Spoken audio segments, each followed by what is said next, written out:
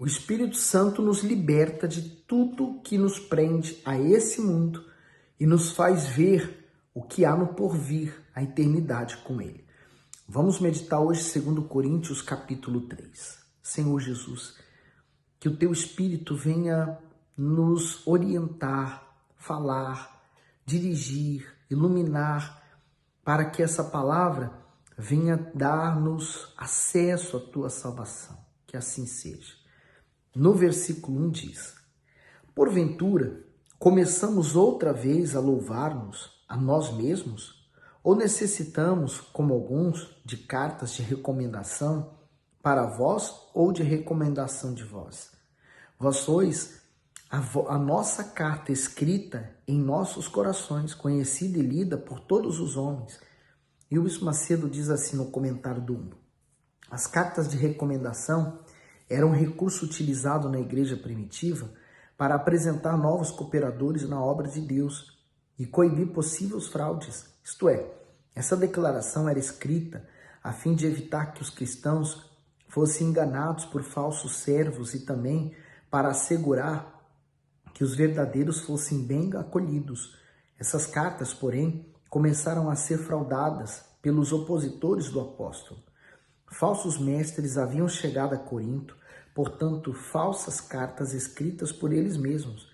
O conteúdo delas era suspeito, pois, ao contrário do que era comumente escrito, estas vinham repletas de elogios, virtudes e vanglórias, algo impróprio para quem tem um espírito humilde. Logo, essas referências não deviam ter credibilidade alguma. Com isso, Paulo afirma que a melhor carta de recomendação que um cristão pode ter é a sua vida íntegra diante de Deus e dos homens. Carregar todo o tempo em seu testemunho a marca ilibada de uma conduta de fidelidade, fé e sinceridade tem mais valor do que palavras prestigiosas que muitas vezes não condizem com a realidade. Interessante que hoje em dia também as pessoas gostam muito de mostrar, né, as falsas aparências. Elas gostam de enganar os outros e, por consequência, enganar a si mesmo. Então, o maior testemunho que eu posso dar é o meu dia a dia. Então, se eu no meu dia a dia, se eu nos meus convívios, nos lugares onde eu frequento, se eu dou um bom testemunho do Senhor Jesus, então a minha vida já está provando a quem eu sirvo. No 3, porque já é manifesto que vós sois a carta de Cristo, ministrada por nós, escrita, não com tinta, mas com o Espírito do Deus vivo, não em tábuas de pedra, mas na tábua da carne do coração. Que interessante, né? Veja que aí aquilo que nós estamos falando é reforçado nesse versículo, né? Onde nós vamos, nos tornamos ali naquele lugar uma testemunha, né, do Senhor Jesus. Às vezes você está trabalhando num local, você nem precisa abrir sua boca.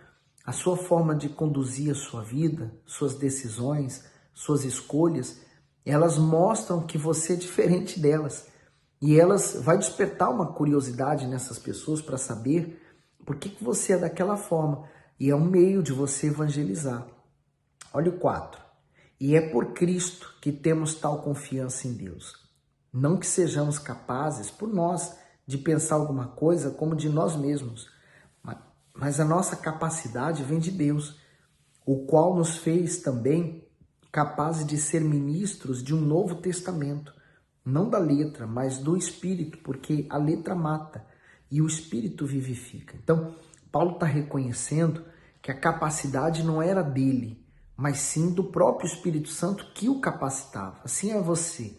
Às vezes, você pode gostar de um pastor porque ele te ajudou, ou ele orou por você, a oração daquele pastor trouxe uma resposta, mas nada mais é o fruto da sua fé. Mas a sua fé é exercitada na palavra, a sua fé é exercitada naquilo que você ouviu, você creu e o milagre aconteceu. Ele foi apenas um servo. Então eu não posso dar louvores ao servo de Deus porque ele foi usado por Deus. Se eu devo alguma coisa, eu devo sim ao Senhor que usou aquele servo. E aí o Bispo Macedo escreve assim: a letra mata e o espírito vivifica. Para muitos judeus, as escrituras haviam se transformado em um mero conjunto de leis que promoviam a religiosidade e formalismo. Na maioria das vezes, eles consideravam os preceitos sagrados uma reunião de regras, promessas e punições e não levavam em conta seu princípio fundamental, a comunhão com Deus.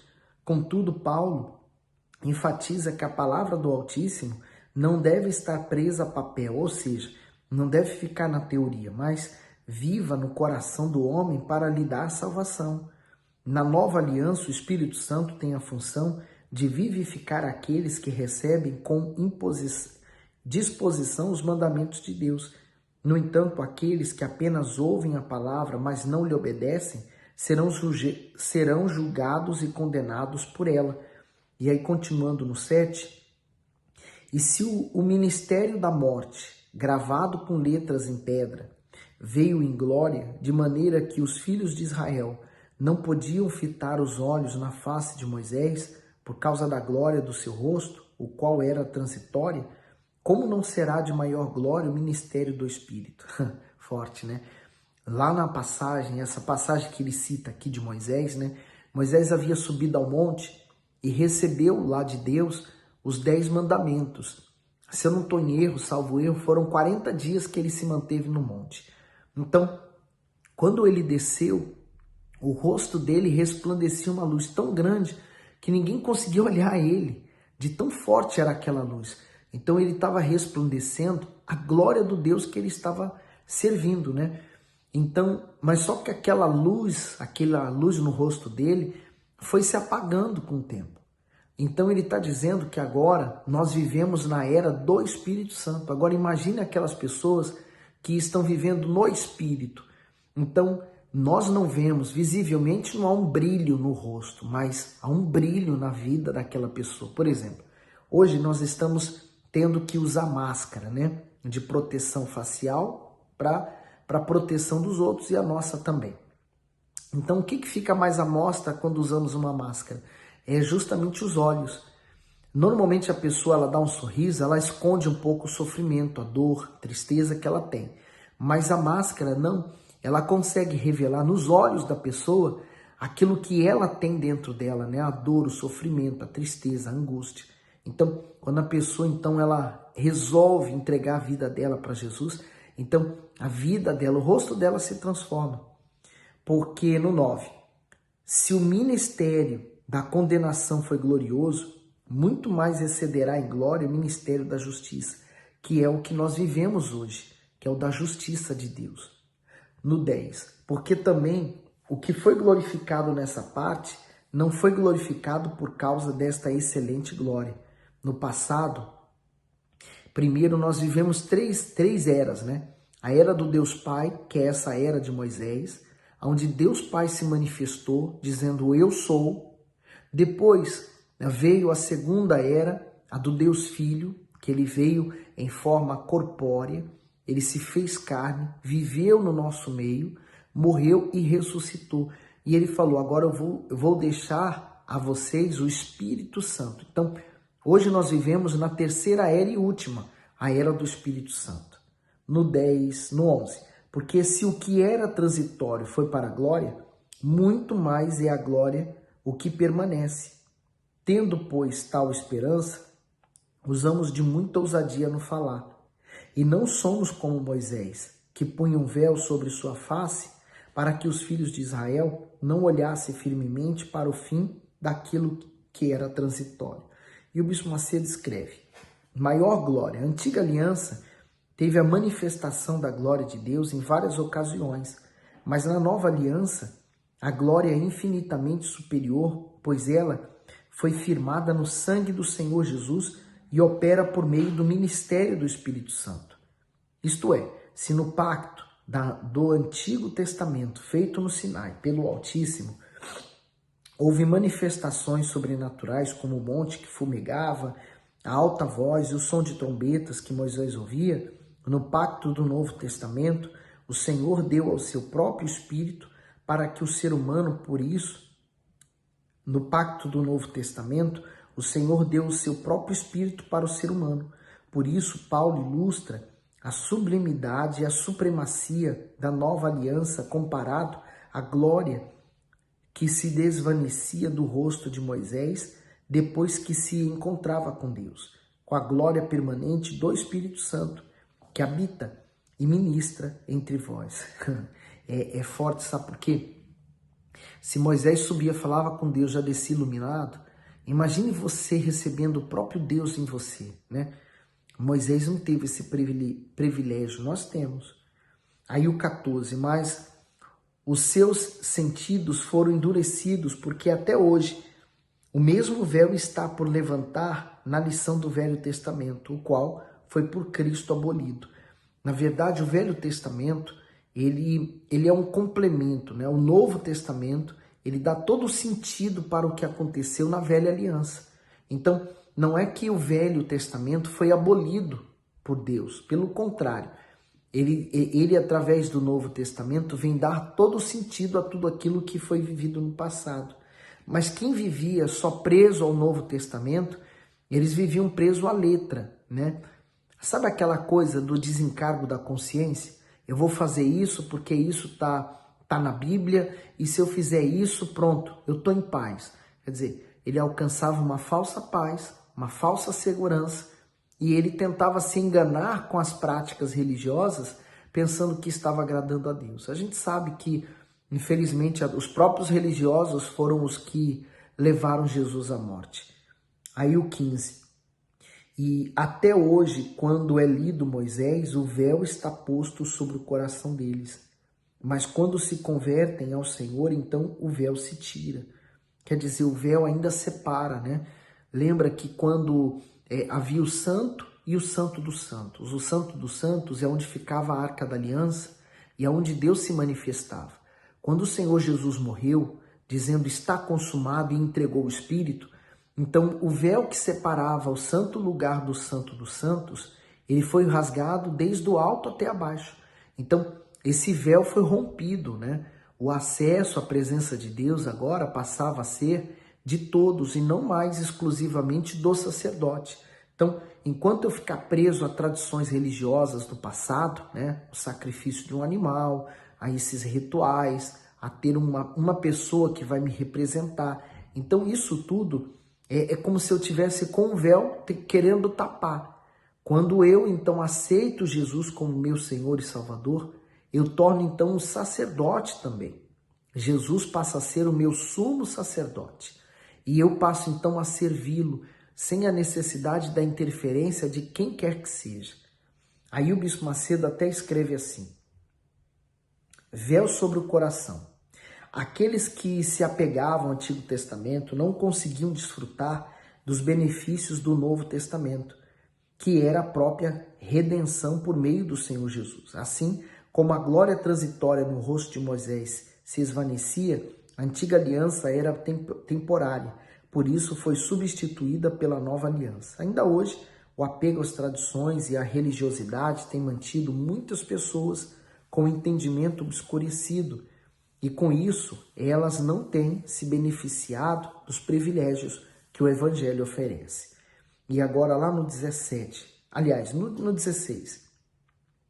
Mas quando se converterem ao Senhor, então o véu se tirará. Ora, o Senhor é Espírito, e onde está o Espírito do Senhor, aí há liberdade. Mas todos nós, com o rosto descobertos, refletindo como um espelho a glória do Senhor, somos transformados de glória em glória, na mesma imagem, como pelo Espírito do Senhor. Vamos ler esse comentário agora do 17, né? A liberdade. O pecado leva a alma humana para o cativeiro espiritual, isto é, aquele que vive pela iniquidade longe da obediência ao Altíssimo, vive na escravidão do mal e tem Satanás como carcereiro dessa prisão. Dessa forma, além de sofrerem com os horrores do presente, como medo e culpa, terão pela frente a perspectiva do inferno, se não se arrependerem. Porém, este não é o projeto de Deus para o ser humano. Ele deu seu próprio Filho para pôr em liberdade todos os que creem nele. Esse direito é conquistado por aqueles que se rendem ao Senhor Jesus e só podem ser mantidos com a presença do Espírito Santo, que não é dado por medida e sim de forma plena para nos fazer honrar, obedecer e servir ao nosso Senhor. Por isso que o Espírito Santo fala através dele, né? Ora, o Senhor é Espírito, por isso que eu também tenho que estar em Espírito, e onde está o Espírito do Senhor, aí a liberdade, porque ele nos traz a liberdade, né? A liberdade da religião, da escravidão, de uma vida de servir ao diabo. E aí, na parte B, ele diz, o mau uso. A liberdade proporcionada pelo Evangelho tem sido interpretada de forma equivocada por algumas pessoas que pensam que podem fazer o que a sua carne deseja. Elas usam a própria palavra como pretexto para infringir princípios e criar práticas alheias ao Evangelho no seio da Igreja do Senhor Jesus. Além disso, causam conflitos e divisões, insurgem contra as normas e a disciplina espiritual em nome da liberdade do Espírito. Elas ignoram ainda que só permanece livre espiritualmente aquele que se mantém submisso à vontade de Deus. Afinal, seus benefícios são condicionados à obediência do homem. A liberdade em questão se refere ao livramento do jugo da lei, do pecado, da condenação. Essa liberdade também concede o privilégio a todo ser humano de poder agradar e servir ao Senhor de forma plena. E aí, vamos terminar com o comentário do 18, né? Só retomando, o 18 diz, mas todos nós, com o rosto descoberto, refletimos como um espelho a glória do Senhor e somos transformados de glória em glória na mesma imagem como pelo Espírito do Senhor. Aí o Bispo Macedo diz assim, o rosto descoberto, a majestade, a justiça e o esplendor do Altíssimo na sua totalidade estavam no Senhor Jesus, quando ele veio a este mundo. O Salvador viveu sem véu e sem obscuridade alguma, permitindo com isso que todos contemplassem a santidade do Senhor. Essa também é uma característica daqueles que vivem na nova aliança, o qual tem o rosto desvendado para refletir a imagem de Deus, diferente de Moisés, cujo brilho temporário em sua face o fazia cobrir o seu rosto com o véu, sempre que a glória divina desvanecia. No entanto, a glória de quem tem o Espírito Santo nunca vai diminuir, porque à medida que a sua comunhão espiritual aumenta, ele faz resplandecer a sua luz ainda mais em sua vida. De glória em glória, quanto mais contemplamos a luz por meio da intimidade com Deus e com a sua palavra, mais seus raios brilham sobre a nossa vida. O espelho do Evangelho reflete a imagem e o caráter que o Altíssimo quer em nós. Dessa forma, somos transformados de tal maneira que aquela imagem do homem caído, herdada de Adão, deixa de existir. O papel do Espírito Santo é o de nos aperfeiçoar dia após dia, para que nos tornemos cada vez mais semelhantes ao Senhor. Por isso que a caminhada da fé é uma caminhada constante, de um aprendizado constante, de um crescimento constante. Então, ela é algo vivo, né? Ela está crescendo. É como você imaginar o crescimento de uma criança. Quando ela nasce, ela não tem noção dos sentidos, né? Dos ciúmes, da mágoa, do ressentimento. Ela só vai aprimorar esses sentidos mais à frente quando ela cresce. Então, assim é o ser humano com respeito à sua fé. Ela é criança, ela vai crescendo, ela vai desenvolvendo. Há pessoas que ela param no meio do caminho, ela não desenvolve isso por falta de vontade, de sede, de querer mais de Deus. Quando você tem sede de querer conhecer a Deus, então você quer algo mais profundo com Deus. É isso que nós estamos buscando, lendo agora o Novo Testamento. E eu acredito que o Espírito Santo, ele vai revelar ainda muito mais coisas para você, tá bom? Que Deus continue iluminando e abençoando você.